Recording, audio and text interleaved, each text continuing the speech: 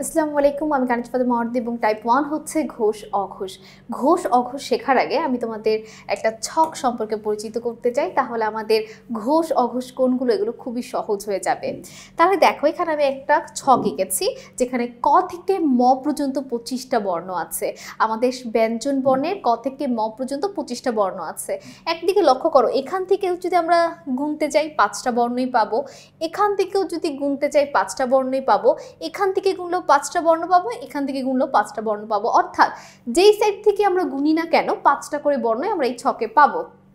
এই জন্য এটাকে বলা হয় বর্গীয় বর্ণ বা বর্গ। কেন এটাকে বর্গ বলা হয়? আমরা জানি একটা বর্গের সবগুলো বাহু থাকে সমান, আর আমাদের এই পাশেও 5টা, এই পাশেও 5 5 5, তাহলে দেখতে টাইপ অফ বর্গ হয়ে গেল, সব দিকে সমান হয়ে গেল। এই জন্য এই ক থেকে ম পর্যন্ত 25টা বর্ণকে বলা হয় বর্গীয় বর্ণ। ঠিক আছে, এই বর্গীয় বর্ণের মধ্যে লক্ষ্য করো, আমরা এখানে প্রথমটার উপর লিখেছি অল্প মহা, অল্প মহা নাসিক্য, অর্থাৎ অল্প মহা নাসিক্য। এটাকে অনেকে মনে রাখে ছেলে মেয়ে। আর তারপর দেখো, প্রথম দুই সারি অর্থাৎ এই যে ক খ চ ছ ট ঠ ত থ প ফ, প্রথম দুই সারির সবাই হচ্ছে অঘোষ, আর পরের 3 সারির সবাই হচ্ছে ঘোষ। তার মানে নাসিক্য সর্বদা ঘোষের মধ্যেই পড়বে, আর এই পাশ হচ্ছে উচ্চারণের স্থান। আপাতত যেহেতু আমাদের টাইপ 1 হচ্ছে ঘোষ অঘোষ নিয়ে, তাই আমরা ঘোষ অঘোষটুকু মনে রাখলেই হবে। অর্থাৎ 1 আর 2 হচ্ছে অঘোষ, 3 4 আর 5 হচ্ছে ঘোষ। ঠিক আছে, অঘোষ এবং ঘোষ এটা দিয়ে আমাদের প্রথম টাইপের প্রশ্নগুলো। ঠিক আছে, যে নিচের কোনটি ঘোষ মহাপ্রাণ, নিচের কোনটি অঘোষ অল্প প্রাণ, এভাবে বের করা আসতে পারে। তো একটা জিনিস লক্ষ্য করো, 1 আর 2 হচ্ছে অঘোষ, 3 4 5 হচ্ছে ঘোষ, 1 আর 3 হচ্ছে অল্প প্রাণ, 4 আর 5 হচ্ছে 2 আর 4 হচ্ছে মহাপ্রাণ এবং 5 হচ্ছে নাসিক্য। এই সিরিয়ালটা আমাদের মনে রাখতে হবে। ঠিক আছে, তো আমাদের যদি প্রশ্নে আসে নিচের কোনটি অঘোষ অল্প প্রাণ, ঠিক আছে, এটা হচ্ছে কি অঘোষ, তাহলে অঘোষ অল্প প্রাণ, অঘোষ অল্প প্রাণের মধ্যে আমাদের কোনটা কমন পড়ছে আমাদের সেট আকারে বের করতে হবে। ঠিক আছে, তাহলে দেখো 1, তার মানে 1 নাম্বার সারি যারাই থাকবে তারাই হবে অঘোষ অল্প প্রাণ। এভাবে করে আমাদের এমসিকিউটা সলভ করতে হবে। তাহলে চলো দেখি আমাদের প্রথম প্রশ্নে কি দেওয়া আছে। কোন দুটি ঘোষ মহাপ্রাণ ধ্বনি? ঠিক আছে, ঘোষ আবার মহাপ্রাণ। আমরা জানি ঘোষ হতে হলে তাকে কি হতে হয়? ঘোষ হতে হলে 3 4 এবং 5-এর মধ্যে থাকতে হয়, আর মহাপ্রাণের জন্য থাকতে হয় 2 আর 4-এর মধ্যে। তাহলে দেখো, ঘোষ মহাপ্রাণের মধ্যে 4 নাম্বারটা হচ্ছে আমাদের কমন পড়ছে সেটে। আমরা তো ম্যাথ বা হায়ার ম্যাথ করে এসেছি, তাহলে আমাদের এই ঘোষ এবং মহাপ্রাণের মধ্যে 4 নাম্বার সারিরা কমন পড়ছে। ক চ এটা কখনোই হওয়া সম্ভব না। ক হচ্ছে 1 নাম্বার সারিতে ছিল, খ 2 নাম্বার সারিতে ছিল, গ 3 নাম্বার সারিতে ছিল, এবং ঘ হচ্ছে আমাদের যারা 4 নাম্বার সারিতে থাকে, কারণ ক খ গ ঘ 4 নাম্বার সারিতে আছে ঘ। এইভাবে করে আমাদের বের করতে হবে সেট, মানে এখন আমাদের বাংলা থেকে এক সেটের অঙ্কে চলে যেতে হবে, সেটের মতো করে আমরা এক একটা বের করব। ঠিক আছে, অঘোষ মহাপ্রাণ কোনটা? এবার চলো আবার বের করি। অঘোষ মানে হচ্ছে 1 আর 2 নাম্বার যারা থাকবে, ঠিক আছে, আর মহাপ্রাণ মানে 2 এবং 4 নাম্বারে যারা থাকবে। তাহলে দেখো তো, অঘোষ মহাপ্রাণ, অঘোষ মহাপ্রাণে আমাদের কমন পড়ছে 2 নাম্বার সারি। সেট করে আমরা কমন ফেলতে পেরেছি 2 নাম্বার সারির মানুষদের। তাহলে দেখো, ট ট হচ্ছে প্রথম আছে, ব প ফ ব ব হচ্ছে 3 নাম্বারে, ফ প ফ 2 নাম্বারে পেয়ে গিয়েছি আমরা ফকে, তাহলে উত্তর হবে ফ। 2 নাম্বারে যে আছে সেই তো সঠিক উত্তর হবে, আমরা তো মাত্র সেটের অঙ্ক বের করে দেখলাম। বিসর্গ এর উচ্চারণ কেমন? ঠিক আছে, বিসর্গের উচ্চারণটা কেমন হবে? অঘোষ হবে। এটা মুখস্থ রাখার চেষ্টা করবে। কোন ধ্বনি উচ্চারণের সময় স্বরতন্ত্রী বেশি অনুরণিত হয়? ঘোষ ধ্বনির সময় বেশি অনুরণিত হয়, আর অঘোষের সময় কম। ঠিক আছে, অর্থাৎ বেশি উচ্চারণের সময় স্বরতন্ত্রীটা বেশি নড়তে হয়। ঠিক আছে,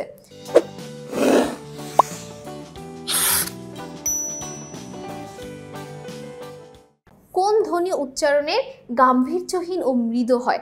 দেখো, যেহেতু ঘোষ ধ্বনির সময় বেশি নড়ার প্রয়োজন হয় বা বেশি অনুপ্রাণিত হয়, এই জন্য গাম্ভীর্য হবে কোনটা? গাম্ভীর্য হবে অঘোষ ধ্বনি। বর্গের কোন বর্ণটি মহাপ্রাণ ও ঘোষ ধ্বনি। দেখো মহাপ্রাণ প্লাস ঘোষ আমরা একটু আগে বের করেছি, ম্যাচ হয় 4 নাম্বারটা, তাই না?